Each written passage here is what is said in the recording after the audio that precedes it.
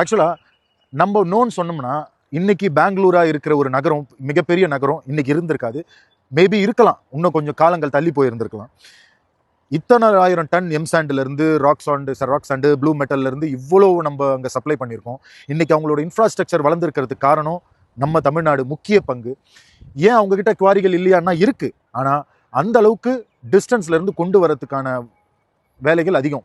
So பக்கத்திலே இருக்க கிருஷ்ணகிரி மாவட்டத்திலேருந்து இத்தனை லட்சம் டன்கள் ஒரு நாளைக்கு சப்ளை செஞ்சிருக்கிறதா தகவல்கள். இப்போ இதை தடுத்து நிறுத்தினா அவங்களோட வளர்ச்சி பாதிக்கப்படுமா இல்லையா? மெட்ரோ திட்டமாகட்டும், இல்லை இன்ஃப்ராஸ்ட்ரக்சர் டெவலப்மெண்ட், ரோடு, இதெல்லாமே பாதிக்கப்படும். அவங்க இயற்கையா வெஸ்டர்ன் காட்ஸ்லேருந்து வர இயற்கையா உருவான மலைகள்லேருந்து காடுகள்லேருந்து மழைகள் அருவி போல வரதை தடுத்து நிறுத்திட்டு இன்னைக்கு நான் மேகதாது அணை கட்டுறேன், இவ்வளோ காலங்கள் இல்லாமல் இன்னைக்கு புதுசாக ஒரு அணை கட்டி இன்னும் தமிழ்நாட்டுக்கு நான் வஞ்சிப்பேன்னும் போது நாம மட்டும் ஏன் இவ்வளோ ஈஸியாக விட்டு கொடுக்குறோம்?